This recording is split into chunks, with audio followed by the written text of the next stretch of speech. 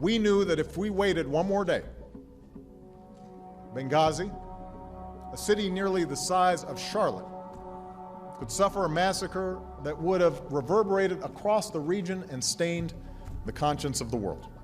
When the uprising was happening and the people were seeing everywhere, Al Jazeera, CNN, the atrocities that were committed, the intervention that NATO did in 2011 was widely felt legitimate. Very much welcomed, yes. But then, with the situation as it is now, people often wonder, did it make things better or did it actually help make things worse? Because Libya is now more divided and arguably a lot more unstable and unprosperous than it used to be. Well, it's easy to judge things after the event.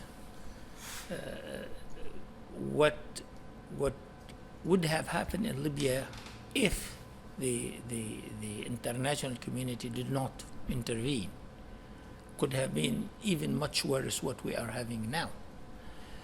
Look at the situation in Syria, for instance. The international community did not intervene with the Syrian revolution, and Syria developed to a terrible, destructive civil war.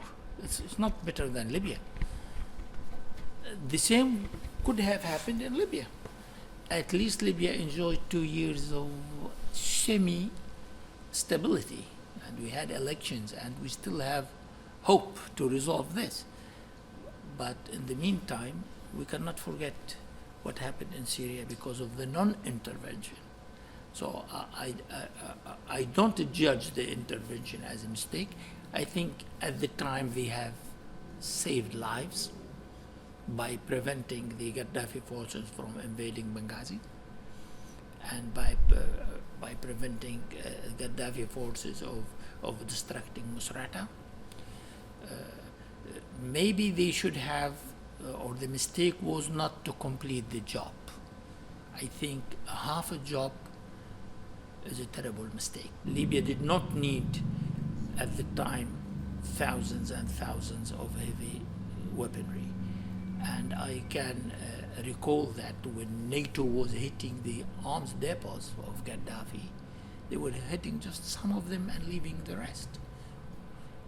So all this leftovers, which were incredible for a country of the size of Libya. I mean, there are regions in Libya who have tanks. Some of them have heavy, guns, air force. They are using even, fighter planes in a civil war. And that's very big. I mean, one town, I heard that one town has 900 tanks. Yes. I think the international community should not have allowed that. That's a mistake. In 2011, international community should have helped in removing all the heavy arms from Libya. We don't need a big army in Libya. The army should have been rebuilt, and all these arms should have been left. But leaving thousands of tanks and heavy weaponry in an unstable country in the hands of people who are not trained, who have no command, technically militias and tribes, and expect peace,